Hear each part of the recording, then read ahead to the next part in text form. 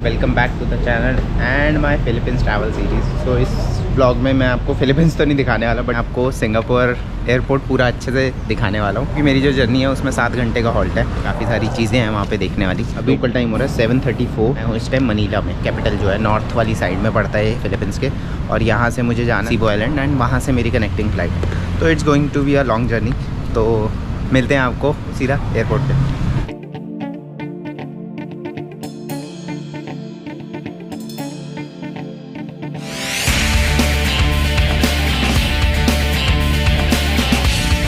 Plane से बाहर आ गया। उसमें मैंने ये सोचा है कि अपनी जर्नी से रिलेटेड जो भी टिप्स हैं वो मैं आपको इस वीडियो में बताता हूँ, और सिंगापुर जो एयरपोर्ट वाला पार्ट है वो भी एंड में डालता हूँ।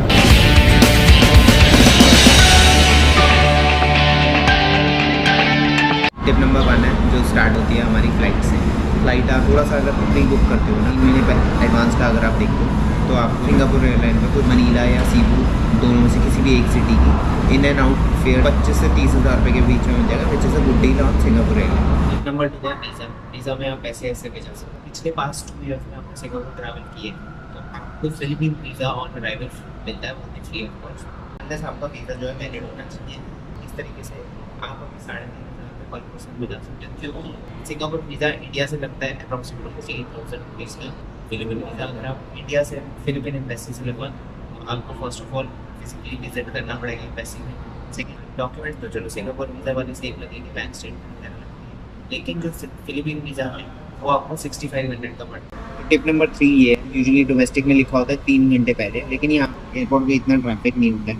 तो आप चाहो, मतलब मैं ये एडवाइस नहीं कर रहा हूँ, लेकिन अगर आप लेट भी हो जाते हैं 45 मिनट्स में फ्लाइट जो है इजीली पकड़ सकते हैं। मतलब अगर आप एयरपोर्ट पे 45 मिनट्स पहले भी पहुँचे हो और आपने वेब चेक इन किया हो तो आपको प्रॉब्लम नहीं है।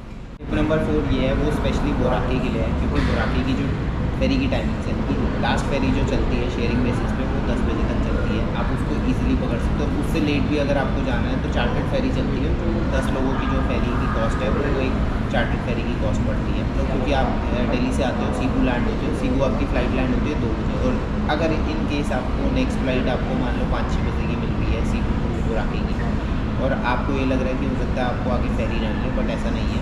आपको फेरी इजीली मिल जाएगी। 10 बजे तक शेयरिंग बेसिस पे फेरी चलती है। वेदर ठीक है तो फेरी डेफिनेटली ऑपरेट होती है। टिप नंबर 5, अगर आप सीबू लैंड होते हो, सीबू में मैंने आपको पहले भी बताया, आप चाहो तो ग्रैब टैक्सी कर सकते हो, नहीं तो एयरपोर्ट पे बाहर निकलोगे ना, जो भी वहाँ टैक्सीज़ चलती हैं वो मीटर टैक्सीज़ होती हैं, और उनका टाइम के हिसाब से होता है। लेकिन आपको इंटरनेट प्लान चाहिए होगा उसके लिए।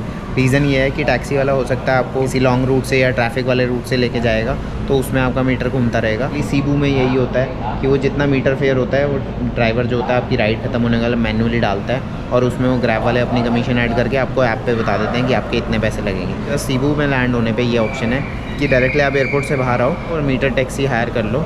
टिप नंबर 6, अगर आपको सिम चाहिए, आप चाहो तो एयरपोर्ट से ले सकते हो, लेकिन एयरपोर्ट पे मैंने आपको बताया था कि एयरपोर्ट पे बहुत महंगा सिम मिल रहा था। मेरे साथ लकीली ये हुआ, 10 दिनों के लिए मैं यहाँ पे था, अभी तक तो मेरा सिम चल रहा है। मैंने सिम सिटी में, जैसे हमारे यहाँ पे एयरटेल या वोडाफोन के स्टोर होते हैं, वैसे एक स्टोर के पास जाके मैंने ले लिया था, जो मेरे को इंडियन करेंसी पे उन्होंने दिया 75 रुपीज़ का सिम दिया था। वो 4 दिन के लिए, 3 दिन के लिए वो उन्होंने बोला था वैलिड है, लेकिन वो मेरा सिम चला 4 दिन के लिए। चलिए मान लेते हैं कि आपका भी वो 3 दिन के लिए ही चलेगा इंटरनेट, जिसमें 5 GB इंटरनेट था, जो गूगल मैप्स या फिर कुछ सर्च करना हो उसके लिए इनफ है। आपको अगर इंस्टाग्राम वगैरह फेसबुक चलाना है तो उसके लिए आप वाईफाई होटल का मिल जाता है आपके लिए।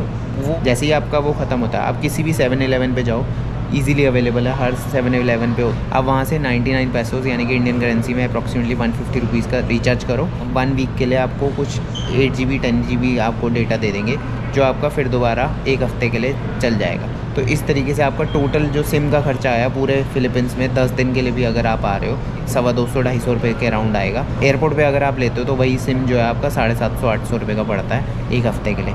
टिप नंबर 7, अगर आप यहाँ पे बैकपैकर की तरह घूमने वाले हो और यहाँ की पब्लिक ट्रांसपोर्ट पे रिलाय होकर आप ट्रैवल करने वाले हो, तो मैं आपको एक टिप देना चाहूँगा कि भाई यहाँ के पब्लिक ट्रांसपोर्ट पे रिलाय मत करना, क्योंकि सीबू का जो ट्रांसपोर्टेशन है वो अलग है, मनीला का ट्रांसपोर्टेशन जो है टोटली अलग है।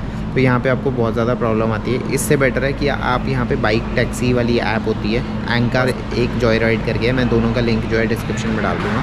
आप इन ऐप पे रिलाई कर सकते हो rather than public transport. Problem ये है, एक तो अगर आप इंटरसिटी ट्रैवल करने वाले हो पब्लिक ट्रांसपोर्ट से, तो आपको अवेलेबिलिटी का इशू आ सकता है। बाई चांस अगर आप वीकेंड पे आ रहे हो, लोकल्स जो हैं cheapest way obviously public transport होता है तो वो यूज़ करते हैं और उसकी वजह से आपको इंटरसिटी जाने के लिए बस मिलने के चांसेस कम है। स्टिल आप रिलाई करना चाहते हो पब्लिक ट्रांसपोर्ट पे तो बेटर है कि आप अपने प्लान को फ्लेक्सिबल रखना और बैकअप रखना कि अगर आपको बसेस नहीं मिलती है तो आप टैक्सी दे के आप ज़्यादा पैसे दे के जा सकते हैं। टैक्सी और पब्लिक ट्रांसपोर्टेशन में अप्रॉक्सीमेटली इंटरसिटी में बता रहा हूँ मैं आपको 10 टाइम्स का डिफरेंस होता है। टिप नंबर 8, अगर आप सोलो आ रहे हो, इंडियन मील आपको यहाँ पे बहुत महंगा मिलने वाला है और वर्थ इट नहीं लगने वाला है क्योंकि यहाँ इंडियन रेस्टोरेंट थोड़े से कम है, इसलिए अपने साथ चाहो पैक्ड फूड जो होता है वो कैरी कर सकते हो कि यहाँ का लोकल फूड आप ट्राई कर सकते हो, लेकिन थोड़ा सा आपको टेस्ट में डिफरेंस लगेगा। अगर आप प्योर वेजिटेरियन हो तो मैं सजेस्ट करूँगा या तो पैक्ड फूड लेके आओ अपने साथ या फिर यहाँ पे थोड़ा सा आपको फूड के साथ एडजस्ट करना पड़ेगा। टिप नंबर 9,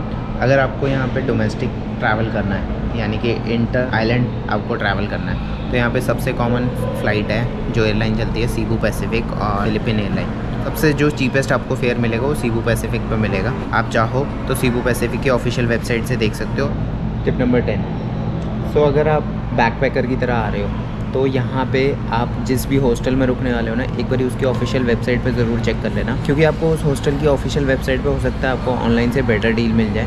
होटल में ये पॉसिबल नहीं होता लेकिन हॉस्टल में ये चीज़ पॉसिबल होती है क्योंकि वो वॉक इन पे भी डिस्काउंट देते हैं। तो इट्स बेटर कि आप एक बारी बुक करने से पहले आप अपनी जो बुकिंग है वो ऑफिशियल वेबसाइट पे भी चेक कर लो, क्या पता आपको बेटर डील मिल जाए। टिप नंबर 11, सो अगर आप यहाँ पे आ रहे हो तो यार ये ध्यान रखना सनस्क्रीन बहुत ज़्यादा लेके आना क्योंकि यहाँ पे टैनिंग बहुत ज़्यादा होती है। मैक्सिमम वाटर एक्टिविटीज़ कर रहे हो तो और जब भी आप वाटर एक्टिविटी करते हो तो धूप का टाइम होता है और आपको उसी वजह से टैनिंग बहुत ज़्यादा होने का चांसेस रहते हैं। तो it's better to carry a good sunscreen protection cream. Swimsuit होता है या फिर जंप सूट वगैरह जो होते हैं जो डाइविंग के लिए काम आते हैं, उस टाइप का कुछ कैरी कर लो या फिर पानी में जब जाना है तब आप फुल स्लीव्स के कुछ कपड़े पहन लो क्योंकि अगर आप यहाँ पे एक हफ्ते के लिए आते हो और उसमें 4 दिन भी अगर आप वाटर एक्टिविटीज़ करते हो तो आपका जो टैनिंग की वजह से टोन है, स्किन टोन है, वो 2-3 शेड डार्क होने वाला है। टिप नंबर 12, फिलिपींस में सॉकेट जो होता है 2 पिन वाले चलते हैं, 3 पिन वाले नहीं चलते हैं। तो अगर आपके जो भी अडाप्टर्स हैं वो अगर 3 पिन वाले, जैसे कि लैपटॉप के यूजुअली 3 पिन वाले अडाप्टर्स होते हैं, तो उसके लिए आपको 3 पिन टू 2 पिन वाला कन्वर्टर आपको चाहिए होगा।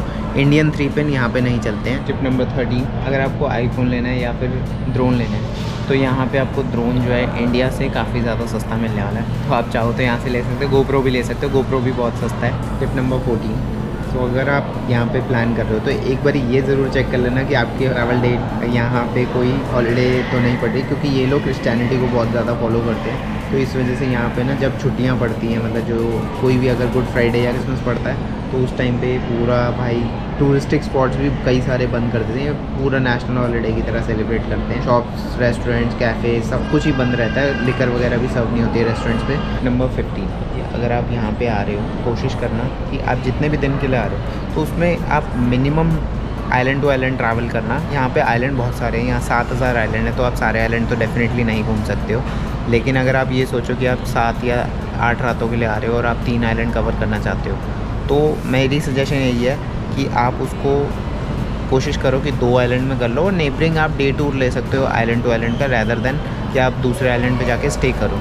प्रॉब्लम यहाँ पे ये आती है कि आइलैंड टू आइलैंड जब आप ट्रैवल करते हो सकता है आपके ट्रैवल डेट्स में वेदर ख़राब हो, फेरीज़ ऑपरेट ना हो रही हो या फ़्लाइट डिलेड हो, कुछ भी हो सकता है। तो इट्स बेटर कि आप अपना ट्रैवल आइटनरी इस तरीके से प्लान करो, कहाँ जाना है, कैसे जाना है, वो आपको थोड़ा सा आप प्री प्लान करोगे तो ज़्यादा बेटर है। कोई भी 2 या 3 आइलैंड देखो, उसके अलावा और मत देखो। ये जो है टिप नंबर, वैसे तो मैं कहूँगा बोनस टिप है आपके लिए, कुछ लोगों के लिए काम आएगी, हर किसी के लिए काम नहीं आएगी। अगर आप ड्रिंक करते हो, दारू पीते हो तो मैं यही सजेस्ट करूँगा या तो आप दिल्ली से ही लेके आओ, दिल्ली ड्यूटी फ्री से दारू लेके आओ क्योंकि यहाँ पे ड्यूटी फ्री पे कुछ खास सस्ती नहीं है। बेटर है कि आप इंडिया से ही लेके आओ या फिर अगर आप वाया सिंगापुर आ रहे हो तो सिंगापुर एयरपोर्ट पे भी ड्यूटी फ्री पे आपको लेकर जो है थोड़ी सी सस्ती मिल जाती है। यहाँ पे आके लेने का कोई फ़ायदा नहीं। हाँ, यहाँ पे आप अगर बियर पीना चाहो तो बियर यहाँ पे सस्ती है, लेकिन विस्की या स्कॉच वगैरह जो है यहाँ पे महंगी है। आपको वाइन शॉप भी इतनी ईजिली नहीं मिलने वाली है, तो इट्स बेटर कि आप कैरी करके आओ। बाकी प्लेन आ गया। आपको यही कहना चाह रहा था कि अगर आपको फिलीपींस का ट्रिप ऑर्गेनाइज वे में चाहिए तो मैं हूँ ना, आप मेरे को डिस्क्रिप्शन में दिए ईमेल आईडी पे मेल करना, मैं आपकी सारी क्वेरीज जो है फुलफ़िल कर सकता हूँ। अगर आपको कुछ भी हेल्प चाहिए हो आप कमेंट सेक्शन में कमेंट करके पूछ सकते हैं या फिर मुझे इंस्टाग्राम पे भी डीएम कर सकते हैं।